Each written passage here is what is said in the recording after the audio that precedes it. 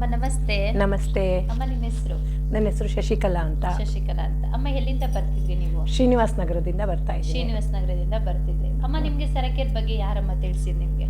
ಹಾಗೆ post office ಹತ್ರ ನಾನು ನಡ್ಕೊಂಡು ಹೋಗ್ತಾ ಇರ್ಬೇಕಾದ್ರೆ ನೀವೇ ಸಿಕ್ಕಿದ್ರಿ ಅಲ್ಲಿ. ಸರಕೇರ್ ಬಗ್ಗೆ ತಿಳಿಸಿ ನೋಡಿದ್ದೆ, ಅಂದರೆ ಅಂತ ಏನು ಇದಾಗ್ತಿರ್ಲಿಲ್ಲ. ಆಮೇಲೆ ನೀವು BMI ಟೆಸ್ಟ್ ಎಲ್ಲ ಫ್ರೀಯಾಗಿ ಮಾಡ್ತಾ ಇದೀವಿ ಬನ್ನಿ ಅಂತ ಕರೆದ್ರಿ, ಹಾಗಾಗಿ ಬಂದೆ. ಸರಕೇರ್ ಬಗ್ಗೆ ನೀವು ತಿಳಿಸಿದ ಮೇಲೆ ಬಂದ್ರಿ. ಅಮ್ಮ ನೀವು ಸರಕೇರ್ ಬರೋ ಮುಂಚೆ ಏನ್ ಪ್ರಾಬ್ಲಮ್ಸ್ ಇತ್ತು ನಿಮ್ಗೆ? ನನಗೆ ವೀಸಿಂಗ್ ಇತ್ತು. Wheezing problem. ಆಮೇಲೆ ಅಮ್ಮ ಅದೊಂದೇ ವೀಸಿಂಗ್ ಮಾತ್ರ. ಎಷ್ಟು ವರ್ಷದಿಂದ ಇತ್ತಮ್ಮ ವೀಸಿಂಗ್ ಪ್ರಾಬ್ಲಮ್ಸ್? ಈಗ 21 years ಇಂದ ಇದೆ. 21 ವರ್ಷದಿಂದ ವೀಸಿಂಗ್ ಪ್ರಾಬ್ಲಮ್ಸ್ ಇತ್ತು. ಅಮ್ಮ ಹಾಸ್ಪಿಟ್ಲಿಗೆಲ್ಲ ತೋರಿಸಿದ್ರೆ? ತೋರಿಸಿದ್ದೆ, 1-2 ಸಲ ಅಡ್ಮಿಂಟು ಆಗಿದೆ. ವೀಸಿಂಗ್ ಜಾಸ್ತಿ ಆಗಿ ಅಡ್ಮಿಂಟು ಆಗಿದ್ದೆ. ಅಮ್ಮ ಡಾಕ್ಟರ್ಸ್ ಏನಂದಿದ್ರಮ್ಮ ಅದಕ್ಕೆ? ಅದೇ ಡೈಲಿ ಮೆಡಿಸಿನ್ ತಗೋಬೇಕು ಅಂತ ಮಾಡಿದ್ರು. ಮೆಡಿಸನ್ಗೆ ಹಾಸ್ಪಿಟ್ಲಿಗೆಲ್ಲ ಎಷ್ಟು ಖರ್ಚು ಮಾಡಿದ್ರಿ ಅಮೌಂಟು? ಆಯಿತು, ಒಂದು ಸಲ ಒಂದು 7-8 ಸಾವಿರ ಆಗಿತ್ತು, ಇನ್ನೊಂದು ಸಲ ಒಂದು 15 ಹತ್ರ ಆಗಿತ್ತು. ಟೋಟಲ್ ಎಲ್ಲ ಸೇರಿಸಿ ಒಂದು 50,000 ತನಕನೂ ನೀವು ಖರ್ಚು ಮಾಡಿದ್ರಿ ಅಮ್ಮ. ಅಷ್ಟು ಖರ್ಚು ಮಾಡಿದ್ರು ಕೂಡ ನಿಮಗೆ ಕಮ್ಮಿ ಆಗಿರ್ಲಿಲ್ವಾ ವೀಸಿಂಗ್ ಪ್ರಾಬ್ಲಮ್? ಕಮ್ಮಿ ಈಗಲೂ ಈಗ ಪರವಾಗಿಲ್ಲ. ಸೆರಕೇರಿಗೆ ಬಂದ ಮೇಲೆ 1 ಟೈಮ್ ಟ್ಯಾಬ್ಲೆಟ್ ತಗೊಳ್ತಾ ಇದ್ದೀನಿ. ಅದಕ್ಕಿಂತ ಮುಂಚೆ ನಾನು 2 times or 3 times ತಗೊಳ್ತಾ ಇದ್ದೆ. ವೀಸಿಂಗ್ ಪ್ರಾಬ್ಲಮ್ಸ್ಗೆ 3 ಸರಿ ಟ್ಯಾಬ್ಲೆಟ್ ತಗೋತಿದ್ರಿ. ಸೆರಕೇರ್ ಬಂದು ಎಷ್ಟು ದಿನಕ್ಕೆ ನೀವು 1 ಟೈಮ್ ಟ್ಯಾಬ್ಲೆಟ್ ಬಂದಿದ್ದು ನೀವು? ಒಂದು ಸ್ಪೆಷಲ್ ಸ್ಟಾರ್ಟ್ ಆದಾಗ ನನಗೆ ಜಾಸ್ತಿ ಆಗೋಯ್ತು.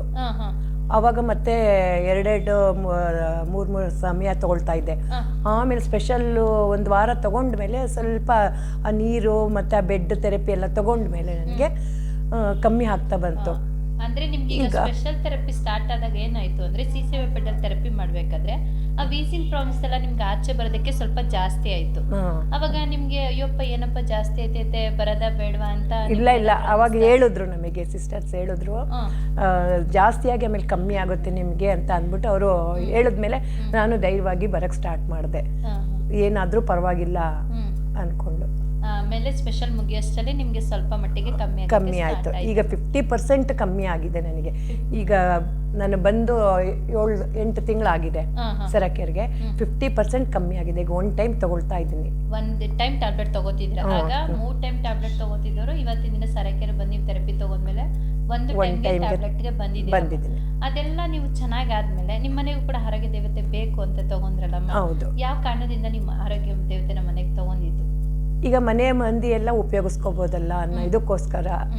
ಅವರಿಗೆಲ್ಲ ಏನು ಇಲ್ಲ ಅಂದ್ರೂ prevention is better then cure ಅನ್ನಂಗೆ ಬೇಕು ಅನ್ನೋ ಇದಕ್ಕೋಸ್ಕರ ತಗೊಂಡ್ವಿ. ಸಮಸ್ಯೆ ಬರೋ ಮುಂಚೆನೆ ನಾವು ಮುಂಜಾಗ್ರತೆ ಥೆರಪಿ ಮಾಡ್ಬೇಕಾದ್ರೆ ಚೆನ್ನಾಗಿರುತ್ತೆ ಅಂತ ಮನೆಗೆ ಬೈ ಮಾಡಿದ್ವಿ. ಬೈ ಮಾಡಿದ್ಮೇಲೆ ಚೆನ್ನಾಗಿ ಬೆಳಗ್ಗೆ ಮತ್ತೆ ರಾತ್ರಿ 2 ಟೈಮ್ಸ್ ಥೆರಪಿ ಮಾಡ್ತಿದ್ದೀರಮ್ಮ? ರಾತ್ರಿ ಮಾತ್ರ ತಗೊಳ್ತಾ ಇದ್ದೀನಿ. ಬೆಳಗ್ಗೆ ಥೆರಪಿ ತಗೊಳ್ತಾ ಇದ್ದೀನಿ. ನೈಟು ಹೋಲ್ ನೈಟ್ ತಗೊಳ್ತಾ ಇದ್ದೀನಿ. Hole night therapy.